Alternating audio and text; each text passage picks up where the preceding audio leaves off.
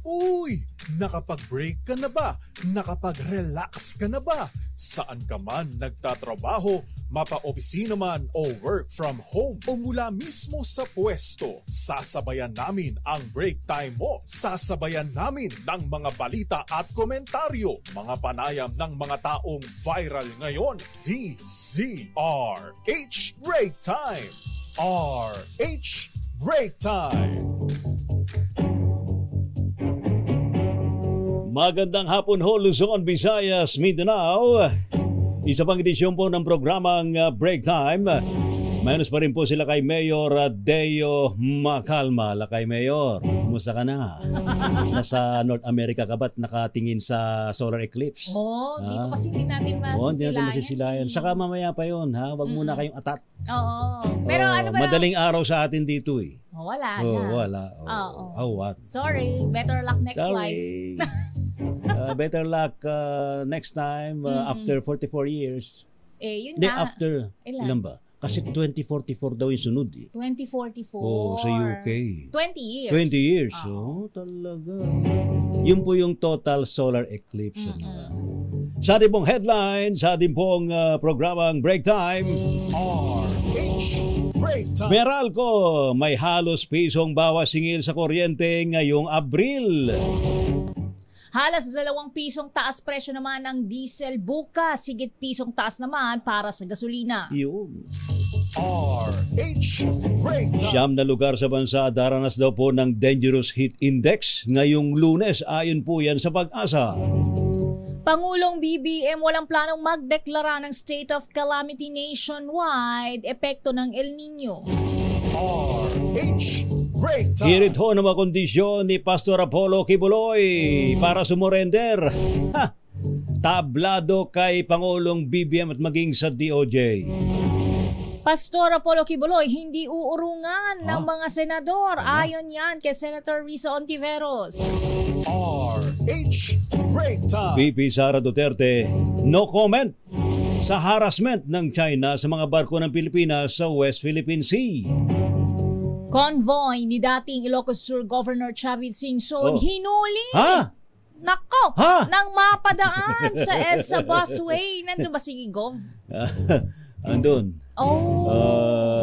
May armored van pang araw eh. Pero ang sabi naman ni Gov, nag-overtake lang naman daw sila. At nakakain sila sa EDSA busway. Pero nagbayad pa rin daw naman daw siya ng kanyang multa. Siya ba nagdadrive? Ewan ko lang kung siya nagdadrive. Samantala, earthquake resistant at pagsunod sa building code, iginid po ng OCD kontra the big one sa NCR. Ito na yung pinag-uusapan natin kanina. Total solar eclipse. Total eclipse of the heart. Hindi makikita. Hindi makikita sa Pilipinas. Ngunit masasaksihan lamang sa North America, Mexico, US at Canada. Pwede ka pa namang humabol. Punta ako doon. Mag-book ka na kung kaya. Total meron pang... Magsagwan tayo sa dagat. May mga 2 araw. Pwede naman salubungin eh. Mukhang sa Pacific Ocean yata meron kunting-kunti lang. Pero pang habulin yan, pwede pa tayo lumangoy sa Pacific Ocean. Sa bandang Quezon, Aurora, ganyan. Ipilit. RH Break Time! Ano po mga lingkod, mga kaibigan, si Ray Sibayan At Thea Pecho Corpus. Tuloy-tuloy sa pagbabalita. Tuloy-tuloy sa serbisyo. Sama-sama tayo, Pilipino. Ngayon po sa ating mga balita. Good news muna tayo. May halos pisong bawas singil daw po sa kuryente ang Manila Electric Company o Meralco ngayong Abril. Ayon po sa Meralco, bababa ng halos 99 centavos ang singil kada kilowatt hour dahil po sa pagbaba ng generation at transmission charges. Ito po ay katumbas ng 198 pesos na bawas sa electricity bill sa isang kabahayan na kumukonsumo daw po ng 200 kilowatt hour. 296 naman sa mga kumukonsumo po ng 300 kilowatt hour. 395 pesos naman na tapya sa kada 400 kilowatt hour. Habang nasa 494 naman na pesos ang bawas sa kumukonsumo ng 500 kilowatt hour per month. Samantala, sabay-sabay na pinagana ang Cebu Negros Panay 230 kV backbone sa mga lalawigan ng Iloilo, Negros Occidental at Cebu. Pinangunahan ni Pangulong Ferdinand Marcos Jr. ang ceremonial energization sa Bacolod Substation ng National Grid Corporation of the Philippines. Ayon kay NGCP President and CEO Anthony Almeda, hindi biro ang kanilang pinagdaanan bago na kumpleto ang full capacity ng buong transmission system sa Visayas. Sa panayam kay Bacolod City Mayor Albi Benitez, sinabi nitong makatutulong ang CNP sa kapasidad ng kuryente, hindi lang sa Visayas, kundi maging sa Luzon at Mindanao.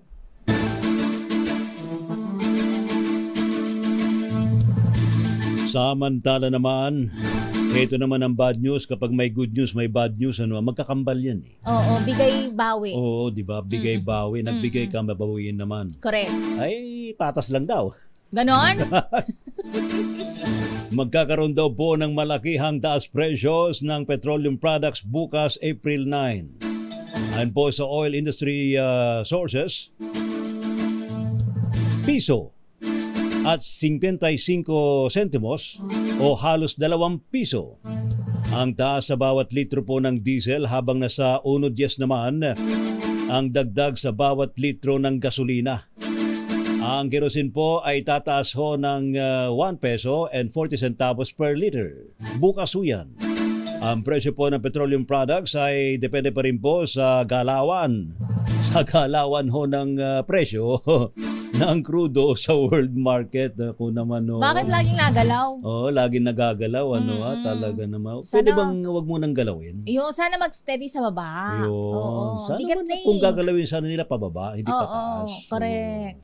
Samantala, hinimok ni Senator Jinggoy Estrada ang Department of Labor and Employment o DOLE na magkaroon ng incentives ang mga manggagawang kinakailangang magtrabaho sa gitna ng matinding init. Kasunod ito ng pagpapatupad ng DOLE ng Advisory Number 17-2022 na pinapayagang hindi pumasok ang mga manggagawa kapag matindi ang init, ngunit hindi rin sila mababayaran sa mga araw na wala sila sa opisina. Gate naman ng Senate Committee on Labor and Employment Chief na kailangan ding alalahanin ng gobyerno ang mga empleyadong maaaring may pangangailangan at hindi makapag-absent.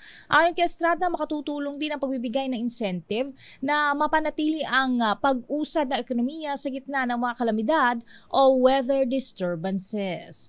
Parang bala ka na siguro kung empleyado ka tapos gusto mong pumasok, if you take the risk, okay, pero iba yung pag-iingat na lang talaga, di ba? Kasi no work, no pay din naman pala. Dapat iniisip natin yun, yung kaligtasan natin. Kasi Correct. kapag nagkaroon ng problema ang breadwinner, paano mabubuhay ang buong pamilya? Correct. Tayo rin naman mga may katawan ang makakaalam kung kaya pa ba natin o hindi na. Huwag na ipipilit. Oo, lalo na, kasi iniisip talaga nila, no work, no pay eh. Pag hindi ako pumasok, wala kami bayad, baka nga. O tsaka, mas maganda daw sa opisina. Aircon. Mas malamig. Oo. RH Break Time.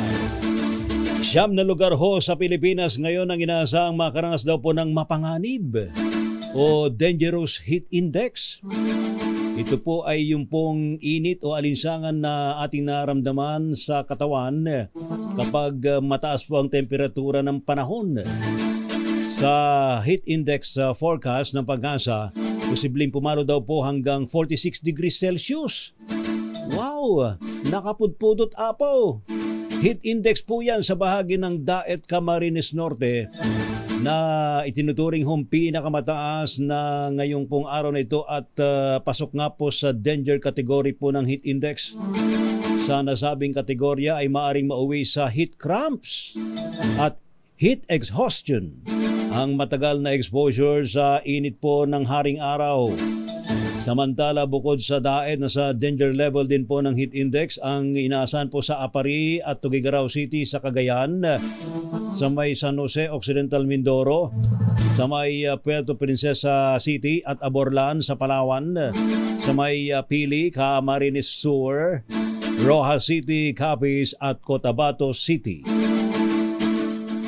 Sa iba pang balita, walang plano si Pangulong Bongbong Marcos na magdeklara ng nationwide state of calamity dahil sa El Nino. Sa ambush interview sa Bacolod City, sinabi ni Pangulong BBM na ito'y dahil iba-iba ang epekto ng El Nino phenomenon sa kada lalawigan. Ilan niya sa mga ginagawang hakbang ng pamahalaan upang mabawasan ang epekto nito ay ang pagtatayo ng mga dam at pag-develop sa mga irrigation system. Sa pinakahuling datos ng Task Force El Nino, may 18 lugar na nasa bansa ang nagdeklara ng state of calamity dahil sa matinding epekto ng El Nino sa agrikultura at supply ng tubig. Narito ang naging pahayag ng Pangulo. We look at them by area. Hindi ito iba-ibang problema sa bawat lugar. Hindi naman pwedeng shotgun lang one size fits all. No? So we look at each area and see what it is that they need. So that's the way we are handling the local states of calamity that the local governments are declaring. Ang tinig ko mga kaibigan ni Apo Marcos Jr., ni Pangulong Ferdinand Marcos Jr. Tablado naman kay Pangulong Ferdinand Marcos Jr. ang mga kondisyon ni Kingdom of Jesus Christ founder Pastor Apollo Kibuloy kaugnay ng kanyang pag-surrender. Sa ambush interview pa rin kay PBBM dyan po sa Bacolod City, sinabi niyang wala sa posisyon si Pastor Kibuloy para humingi ng kondisyon o mag-demand. Ha? Ay, ano ka, puganti ka di ba? Dapat sumusunod ka sa batas, sumurrender ka, no ha? Tinag naman ng Pangulo ang compassion sa pastor at may papangako niya ang pagpataas na o patas na proceedings. Pagdating naman sa involvement ng Amerika, sinabi ng Pangulo na matagal na usapin pa ito kaya hindi dapat mag-alala si Pastor Kibuloy. It seems to me a little bit tail-wagging the dog na siya magbibigay ng kondisyon sa gobyerno dun sa kaso niya, akusado siya sa warrant of arrest. So, I mean, we will exercise all the compassion to Pastor Kibuloy. We've known him for a very long time. And ang mapapangako ko, all the proceedings will be fair. Now, as to the involvement of the United States, malayo pa yan. That's going to take years. Yeah. So I don't think that's something he needs to worry about, quite frankly. Muli ang tinig mga kaibigan ni Pangulong Ferdinand Marcos Jr. Walang planong magbigay ng legal advice ang Vice Presidente na si Sara Duterte para kay Kingdom of Jesus Christ Pastor Apollo Kibuloy kaugnay ng kanyang kaso. Ayon kay VP Sara, hindi na siya nagtatrabaho bilang lawyer ngayon at good development naman ang paghain ng kaso sa kanya sa mga korte. Sabi ni Duterte, mas magandang nasa tamang forum na ang kaso ni Kibuloy. Matatanda ang unang nagpahayag ng pagsuporta ang Vice Presidente kay Kibuloy noong pinatawag ang pastor sa Senado at tinawag na ito'y trial by publicity. Sinopla naman ni Secretary Crispin Remulla ng DOJ ang mga inilatag na kondisyon ni Pastor Apollo Kibuloy sa kanyang pag-surrender. Ayon po kay Secretary Remulla, seryoso at kasuklam-suklam na usapin na may kinalaman sa sexual na pang-abuso sa isang minor de edad at human trafficking ang kinasangkutan po ng leader po ng Kingdom of Jesus Christ. Sa halip, hinamon ni Remulla si Kibuloy na harapin na lamang kanyang mga kaso kung sa paniniwala niya ay siya'y inosente. Iginit po ng kalihim na walang nakaangat sa batas kahit pang mga mahalagang papel sa mga grupong pangrelihiyon. Hindi ka namin uurungan! Ha? Sino? Ito ang naging sagot ni Senator Risa Ontiveros sa mga bagong pahayag ni Pastor Apollo Kibuloy. Hamon ni Senator Ontiveros, chairperson ng Senate Women and Gender Committee, lumabas na sa lungga si Kibuloy dahil nagpapa-interview naman ito sa mga vlogger. Kaya magpa-interview na rin sa Senado. Sabi pa ng senadora, kung totoong matapang si Kibuloy ay ulitin nito ang lahat ng pahayag tungkol sa Senado sa loob mismo ng Senado at dapat ay nakarecord. Noong weekend, sinabi ng ng pastor na hindi siya nagtatago kundi umiiwas lang at nagbigay din ng kondisyon sa gobyerno na hindi dapat makialam ang Estados Unidos sa kanyang kaso. Kaso nasa nga ba si Pastor Kibuloy? Sana nga ba? Sino ba yung nang-interview sa kanya? Ano mga vlogger? Mga vlogger. Naka-base ba sa... Baka doon, sa Mindanao. Sa Davao? Yung mga vlogger, lumantang na. Bakit sila? Diba? Ginamit lang si naman Pastor yung platform Kibuloy nila. na yung magpa-interview channels daw nila. sa mga senador. Ayan na.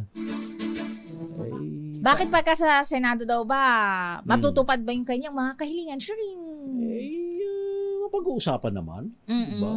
Pwede namang idaan sa tamang usapan. Pero sumurrender ka muna. Oo. Ganun. Magpakita muna siya. Diba? Oo, para mas maipahayag niya ang kanyang saloobin. Abay, diba? Mas matimbang natin. Sana ino-offera ni na Senador Risa ng nagkakape ba si Pastor Kibuloy? Anong coffee ang gusto mo? Masarap na kape, di ba? Oo naman. Diba? Ano bang mga meron sa hearing, di ba? May mga Oo, patinapay marami. din ba yun? Masarap. Libre mga kape dyan. Ayun. Masarap ng mga kape dyan. Tapos meron pang yan, may mga tinapay pa dyan. Oo, pastries and desserts. Yun, di ba? Ang demanding. Sarap pa yung umatid ng hearing. Libreng pagkain. Ay, talaga ba? Kahit doon ka sa ano? Oo, kahit na audience ka. Audience ka, may pagkain. Oo, meron yan. Pwede kumain sa loob. Oo, pwede. Kasi pagka-carpeted, di ba Style dapat namin niya sa, bawal? nung nag-cover kami, Akala ko bawal. wala pa akong, doon ka umattend sa hearing. Libre pagkain.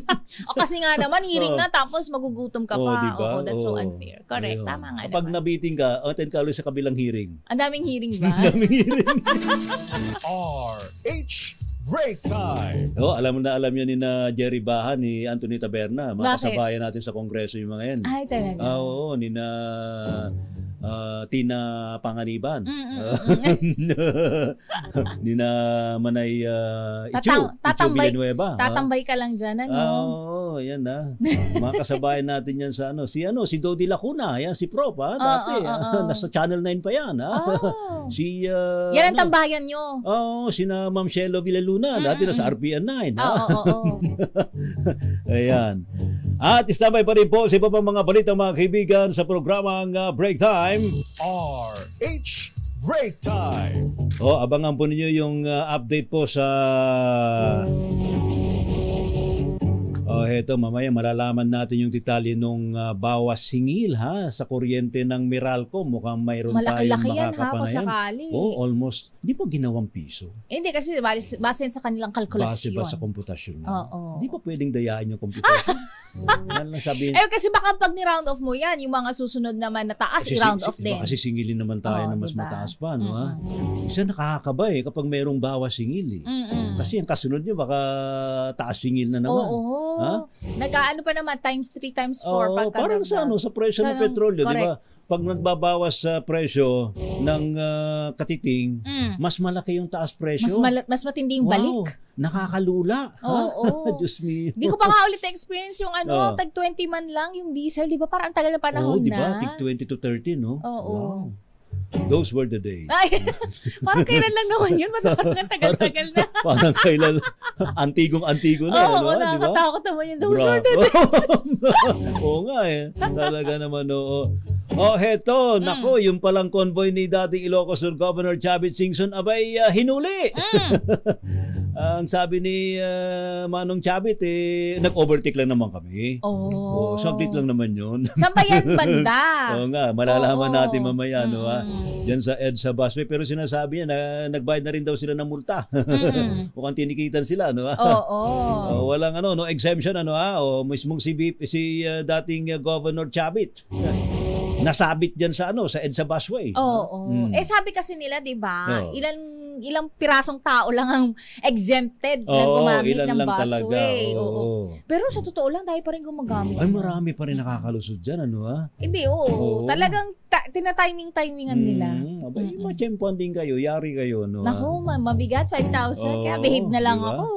Earthquake resistant at pagsunod sa building code, abay, ginit po yan ng OCD. Dapat. Kontra the big one sa NCR. Ayan ang ginawa sa Taiwan.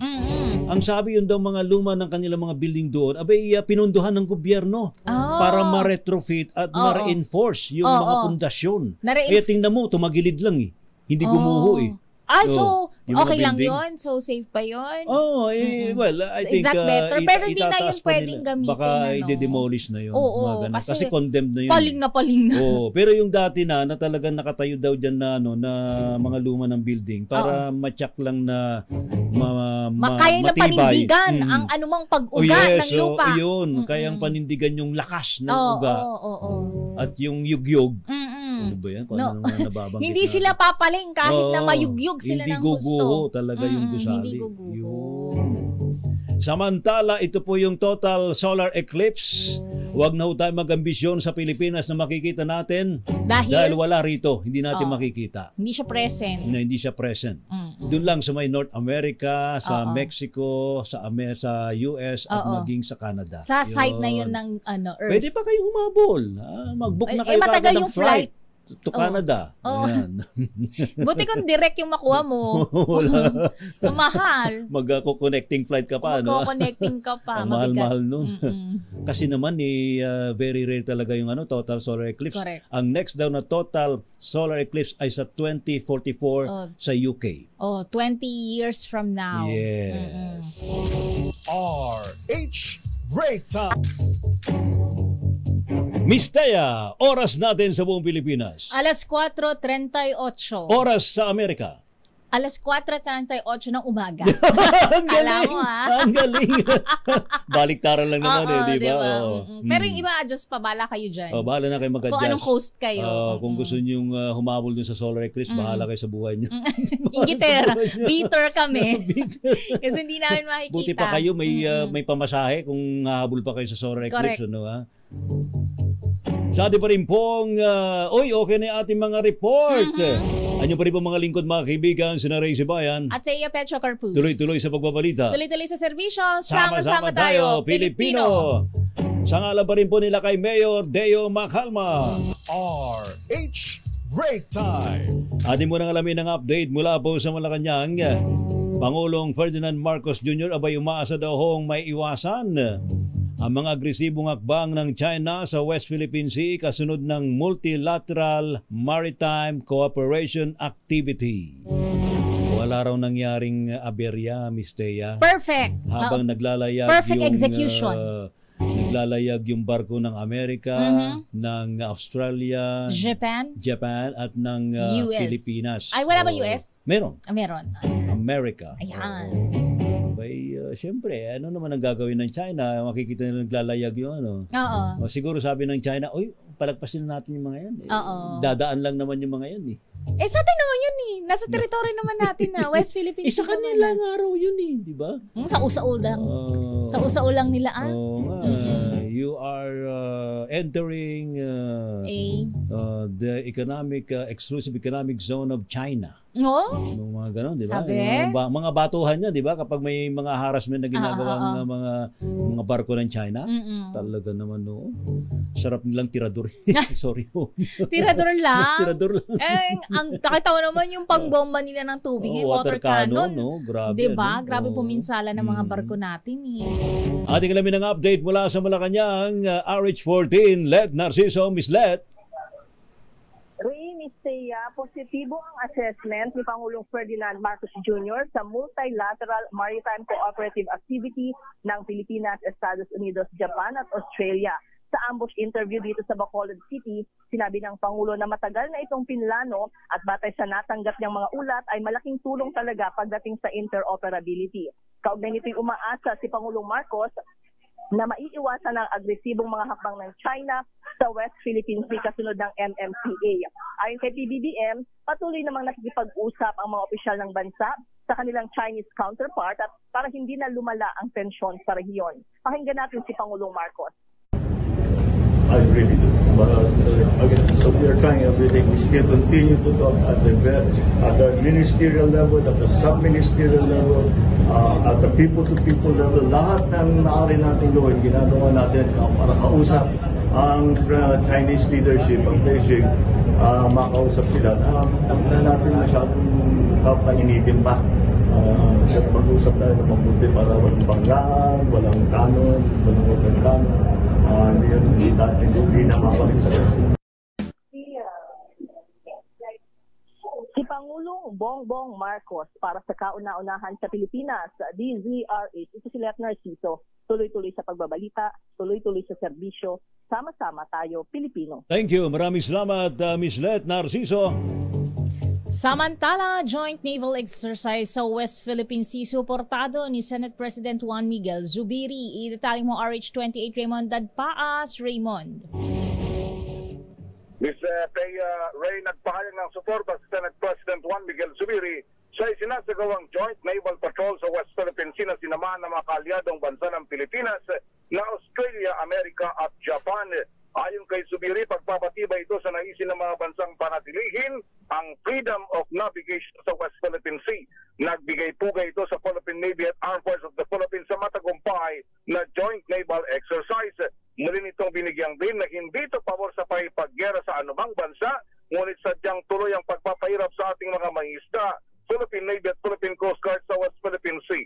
Wala itong binanggit na bansa, ngunit malinaw na ang pinatutungkulan ay ang China. Narito si Senate President Juan Miguel Zubiri na isa ng Lieutenant Colonel Reserve ng Philippine Army. Hindi po ito pinapakita na gusto natin ng gera. Pinapakita lang po natin dito ay handa po ang ating mga like-minded countries, yung naniniwala sa freedom of navigation, ang naniniwala na dapat kahit sino makadaan dyan, mangingisda ka man o ikaw isang merchant ship na walang hadlang, walang haharang sa iyo at hindi po kayo bibigyan ng verbal warning that you are trespassing in this ocean area. So, ako po ay sumusuporta dyan because we need to continuously keep the freedom of navigation and rule of law and a code of conduct in the West Philippine Sea and all the other territories outside of the Philippines.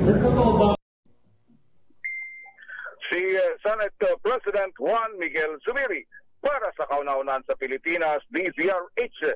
Ito si Raymond. Lakay Raymond. Tuloy sa pagbabalik. Yes. Matanong ko lang, si Senate President Juan Miguel Zubiri, sumailalim din pala siya sa training, no? Para maging reservist? Na dumaan na daw sa training pero Wow. meron pa daw siyang additional na gagawin dahil mukhang ang kailangan ay yung pagdating naman sa yung parang disaster response. Ayun. Kailangan pa daw niya ng additional na training para sa hindi lang military dahil yun naman yung kanilang pinaliliwanag kanina na yung pagiging reservist ngayon hindi lang tungkol sa militar, hindi na yung marcha-marcha na kung ano-ano man yung pagkikipag-barilan o ano pa man. Pero mga disaster response.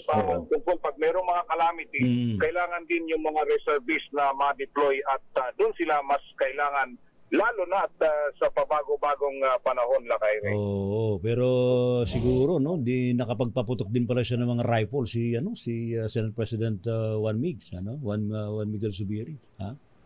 Kasama rin niya sa training, ha? Yung kabisado mo yung rifle sa kapistola. Pero hindi nga lang doon limited. Ay, hindi naman. Oo naman. Ang mga reservists kasi lalo na pag may 'di ba, Lakay, pag may malakas na bagyo. Yan, talagang sumusumi yan. Pag may nangyaring lindol. Diyan kayo aalala. Yun, oo. Salamat, Lakay Raymond. Balik sa inyo, Ray at Miss Thea. Kaya ikaw, Miss Thea, Ano? kung may mag-invite sa'yo na maging reservist, go! Inisip ko nga yan kasi alam ko yung mga akong daddy, reservist siya. Reservist ba yun? Oo. Oh, abay, ikaw na magtuloy nung kanyang sinimulan. Tatry ko. Ayoko mag-commit on air. Ay, marami mga artista na nag-reservist, ano ha? Oo. Iba mga sexy actress mga diba? Marami dito sa ating pila diba? na mga reservist na rin. Ako nga, hinahatag din sa Air Force. Parang gusto ko kung papayagan nila ako mag-drive ng barko. Wow, may condition agad. Kala mo galing ka, girl.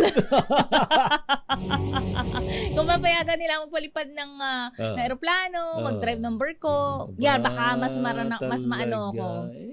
Mas maengganyo ako. Malay mo, bigla kang... isasakay nila ako sa helicopter. Yun. Pagpapa-experience nila sa akin dapat yan. jet fighter. Oo, eventually din. Siyempre, doon muna tayo sa Ay, gusto ko yan. Diba? Sige, tawagan na natin si Milky. Tsaka gusto ko yung paltog-paltog. Ay, sus, nakita. Ay, kayang-kaya. Ha? Yung gitna ng, pagitan ng mata ng butiki, tinatamaan yan ni Miss Thea. Malacanang hinimok ho na maglabas ng executive order para sa mandatory heat breaks sa lahat ng matanggapan ho. Ating alamin sa report ni RH12, Milky Rigunan. Milky. Rhea Tea, dapat mag-issue si Pangulong Bongbong Marcos na executive order para sa mandatory heat breaks. Resulta ng sobrang init ng panahon. Ayon kay Gabriela, Party List Representative Arlene Brosas, bigo ang Labor Advisory number 8 series of 2023 na layunin protektahan ang mga manggagawa sa tindi ng init. Paliwanag ni Brosas, kapag may EO mula sa Pangulo, higit na mabibigyan ng proteksyon ang mga nagtatrabaho sa agrikultura, construction, mga delivery driver, at iba pang mga manggagawang naharap sa heat stress, heat stroke at iba pang posibleng sakit dala ng sobrang init.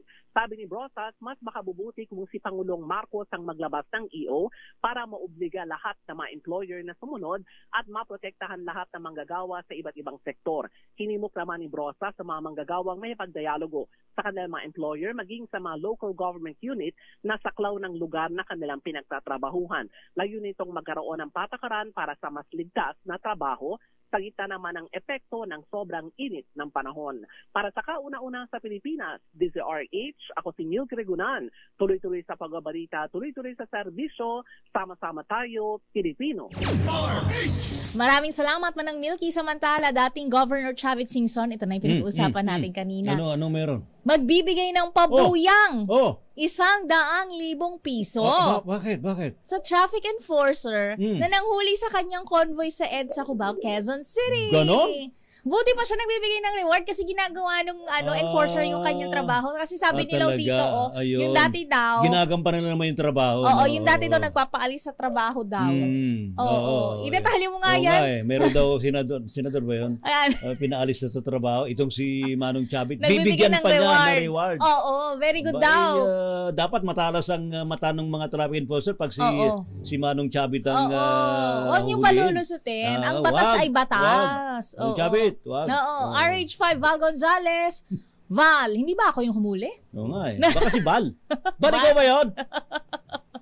Listea at Ray, I am sorry si dating Governor Chavit Singson sa publiko dahil sa pagpasok ng kanyang convoy sa EDSA Busway, Cubao, Quezon City kaninang umaga.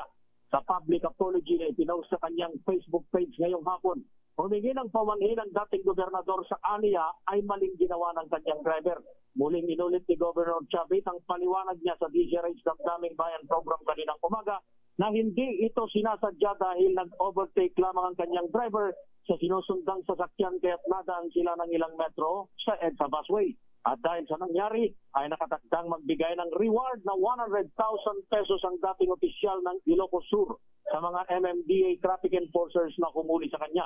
Aniya, ang alok na pabuya ay para lamang sa mga pumara sa kanya upang magsilbing inspirasyon sa iba pang mga MMDA officers na gawin lang tamang kanilang tungkulin sa taong bayan. Ang huli ay nanawagan din sa publiko si Singson na hindi dapat tularan ng ganitong uri ng insidente at magsilbing aral sa iba pang mga motorista. Kaninang umaga ay tinikita ng dalawang sasakyan ng dating gobernador ng Ilocos Sur na may kaakibat na multang tig 5,000 piso.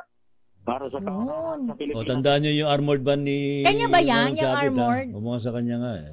So yan yung magka-convoy. Yung convoy niya. Nagdi-develop, gumagawa kasi siya ng mga sasakyan na... armored plating. Armored plated.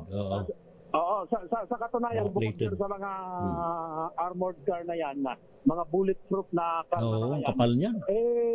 Nakatakda ding dalhin ni Governor Chavit, yung manufacturer sa South Korea, dito sa ating bansa. Ito yung gumagawa ng mga e-vehicles. Ayun. E-vehicles, motorsiklo at maging mga pampasaherong jeepney.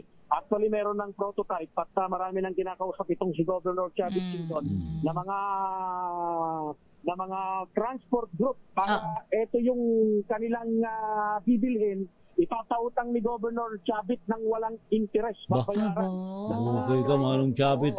Oo. At saka ang kagandahan yan, 'Di ba? Hindi siya yung kumaway lang, 'di ba? Yung ibang mga kinakawayan, kakaway lang din pabalik kasi feeling high profile sila. Feeling nila hindi na sila titikitan. Ito si Manong Chavit, very good daw yung mga humuli sa kanya kasi hindi sila nangsisino, 'di ba? Tama nga naman. Meron nga, idagdag ko lang Mr. Ya at Ray kanina dahil nabantayan natin kanina yung operasyon na yan ng MMDA dito sa Kapanang EDSA Quezon City. Meron nga kanina isang motor rider, may dalang motorsiklo dumaan sa EDSA busway. Nung parahin, alam niyo kung anong sinabi niya kay Gabriel Go, yung head ng task force operations. Ano sabi? Ang sabi niya, meron daw siyang tatawagan sa LTO. Ayun! Oo. Ito nga, high profile. Ako na mismo to parang ganyan, di ba? Yung mga nag-name drop. Magsimbing yan, aral sa iba, no? Correct. Kapag nag-violate kayo, bayad kayo. Bayad. Kung ay magbayad, sumunod. Oo. Di ba yun lang naman, madali lang naman. Correct, taliwas na taliwas dun sa ginawa nitong si dating Governor Chavit Singson na pinuri pa, kinongratulate yung mga humuli sa kanya dahil aniya dun sa tamang paggampan nila dun sa kanilang tungkulin sa kabila ng nakita na siya ay si dating Governor Chavit Singson ay itinuloy pa rin yung bibigay ng ticket sa kanya. Sa Pilipinas, DCRH, ako naman Val Gonzales, Ray Atea. Thank you. Salamat, Val Gonzales, Manong Chavit. Dapat nagpapakape rin si Manong Chavit. Oo. Baka nadalo siguro tayong Narvacan. Hindi ko, Baluarte. Sa Baluarte. Pili tayo, Narvacan o sa Baluarte. Sana alls. Bali namin. RH Break Time. Nadalay, may humahabol na report. AFP sinisilip daw po ang report ng Chinese recruitment sa mga sundalong Pinoy para daw maging online analyst. Aba, hindi pwede yan. Paano yan? Kasanungay. Sino bang nandyan? Ating alamin sa report ni Edniel Parosa. Edniel. Iniimbestigahan na ng Force of the Philippines sa mga ulat ng recruitment sa mga sundalong Pilipino para maging online analyst.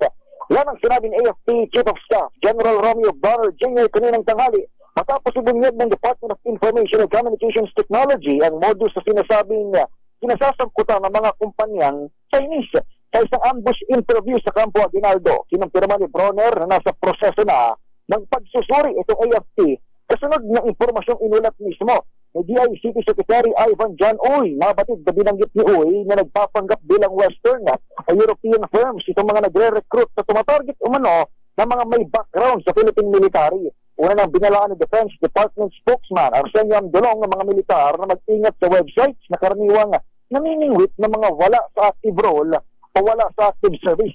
Gawin pa man, hindi pa rin matukoy ng DND kung gaano kalawak ang naabot ng recruitment at kung ano ang motibo sa likod nito. Para sa kauna-unahan sa Pilipinas, DZRH, ito si Edniel Parosa. Tuloy-tuloy sa pagbabalita, tuloy-tuloy sa serbisyo. Sama-sama tayo, Pilipino. Thank you, Edniel Parosa. Oras 6 minutes bago sumapit ang alas 5 ng hapon. RH Break Time. Sali pa rin po mga balita mga kaibigan sa programang Break Time ngayong Lunes. Muling tumangging magkomento si Vice President Sara Duterte sa patuloy na pangaharas ng China sa mga barko ng Pilipinas sa West Philippine Sea. Sa panempo kay VP Sara sa Pasig, no comment ang naging sagot ng pangalawang Pangulo nang siya'y tanungin tungkol sa naturang issue. Ayon po kay VP Sara, sa tingin niya ay komprehensibo naman ang inilabas sa pahayag noon ni Congressman Paulo Duterte tungkol sa kanya at sa issue naman sa West Philippine Sea. Samantala, naispatan ng dalawang Chinese Navy na nagmamatsyag sa gitna ng Quadrilateral Maritime Cooperative Activity o MCA sa West Philippine Sea kahapon. Ayon kay Defense Spokesperson Arsenio Andolong, hindi naman nangambala ang dalawang barko ng People's Liberation Army sa gitna ng military drills ng Pilipinas, US, Japan at Australia. Narito si Andolong. May naobserbahan na may presence ng dalawang barko ng China pero malayo naman siya sa convoy na tumuloy kahapon natin. Hindi rin nagambala yung ating multilateral maritime cooperative activity kahapon. Yun ang hindi ko alam kung sila ay gumagalaw o nadaanan ng ating convoy. Pero ang mahalaga doon ay hindi sila nanggambala at wala naman sila masamang galaw kahapon. Dagdag pa ni Andolong, nakuha pa nga ang bow number ng dalawang Chinese Navy na ang isa'y may numerong 792 at ang isa'y 162. Una rito, napaulat ding sinabayan ng combat patrols ng China ang maritime exercises kahapon sa South China Sea at sinabing under control ang anumang military activity sa karagatan. Pero sa kabuuan, sinabi ni Andolong na naging payapa naman ang MCA kahapon dahil wala namang naulat na untoward incident. Sa iba pang balita, iginit po ng Office of Civil Defense o OCD ang kahalagaan ng pagsunod sa National Building Code bilang paghanda sa anumang malakas na lindol lalo na po sa Metro Manila. Ayon po kay OCD Administrator Undersecretary Ariel Nepomuceno, pinakamabisang para nito para maiwasan daw po ang malalaking pinsala tuwing may malakas na lindol. Bukod dito ay dapat din na niyang matiyak na ang mga gusali at mga infrastruktura ay earthquake resistant.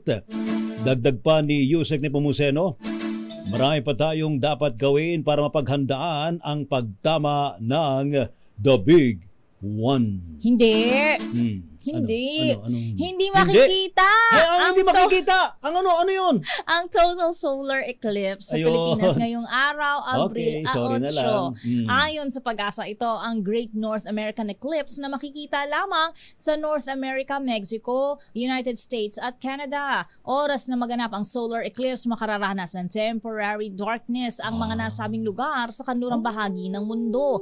Ang solar eclipse ay isang phenomenon kung saan tinatakpan ng buwan ang araw dahilan kaya't dumidilim pansamantala ang paligid. Alam mo na sa North America, di ba may mga fox doon, mga coyote, di ba? Oo. Di ba umalulong pag di maririnig nila yung mga Kaya, ngayon naman, pinapayuhan ng Weather Bureau ang publiko na huwag titingnang direkta ang solar eclipse dahil sa matinding sikat ng araw na makasisira sa ating mga mata. Maalala ko nagkaroon din ng total solar eclipse sa Pilipinas noon. Nag-ipon-ipon tayo ng mga x-ray films para maganda yung titig mo, di ba, sa araw. Maalala ko nung grabe, tumitilaok talaga yung manok. Sabi? Paano yung tilaok?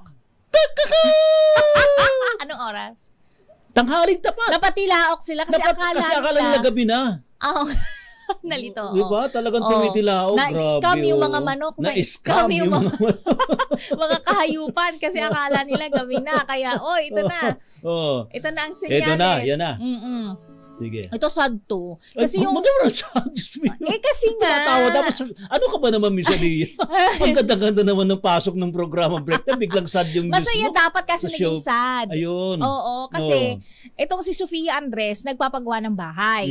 Ngayon, yung contractor niya hindi na mahagilap matapos mabayaran ng buo. Yung sad na may kasamang inis. Ito ang literal na scammer ata. Dapat to isinasalang to sa solar eclipse yung mga ganito mga scammer. Sunugin. Idetalye mo ang balita, Miss Alia Icatlo, the fourth. Lakay Ray at Miss Taya nagpatulong na sa mga netizen ang aktres si Sofia Andes na mahanap ang kanilang contractor sa glass windows ng kanilang bahay. Sa Facebook, ipinost si Sofia ang litrato ng babae na nagngangalang Annalisa Salem na tinakbuhan umano sila. Ito raw ang in charge para sa kanilang glass windows na fully paid na. Sabi po ng aktres, labi silang nalungkot ng kanyang pamilya sa nangyari dahil excited na silang matapos ang construction ng kanilang bahay na pinagsikapan niyang mapagawa. 3 months na rin daw ang kanyang paghihintay na lumitaw ang kontraktor.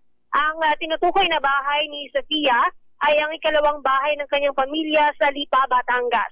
Ipinost pa niya ang groundbreaking ceremony ng kanilang bahay noong October 2022.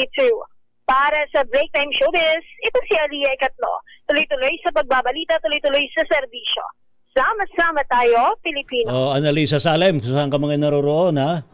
Sumurrender ka na! Grabe, sumurrender na. Wala naman naman pinasusurrender. Sumurrender ka na! Hinahanap ka ni Sofia Andres ba yun? Andres. Talaga. Ay, susapo. Oy, happy birthday kay Juancho Montilla, ha, ngayon. Kaya pala ang daming nakapark ngayon na May dalang mga pagkain. Ay, talaga. Oo. Sana meron din. Wancho, happy birthday sa'yo. Sana meron din Sa ating mamatig IT. uhaw at Oo. saka pampalamig ng katawan. Yun, masarap yun. Saka may ice cream pa, no? Oh, grabe. Grabe So, naman. paano Sige, yan? paalam na tayo para makapag-ice cream na tayo. Dilpa-dilpata mo ice cream mo. Dilpata. Wow, dilaan. Kasi yan, nyaki din, apaw. Uy, holiday bukas. At sa isang araw. Diba? Bakit datat kayo sa holiday? Holiday after holiday. Talaga Tapos naman, ano yung susunod na holiday next month na? Next month na. Oo. Tapos July, wala. Kabisado mo. Uy, salamat doon sa matumutok po sa programang Break Time. Minus po sila kay Mayor Deo Macalma. Yan yung po mga lingkod sa Naray Sibayan. Thea Pecho Corpus. Tuloy-tuloy sa pagbabalita. Tuloy-tuloy sa serbisyo. Sama-sama tayo, Pilipino. Pilipinas ang oras, alas 5:06 ng hapon.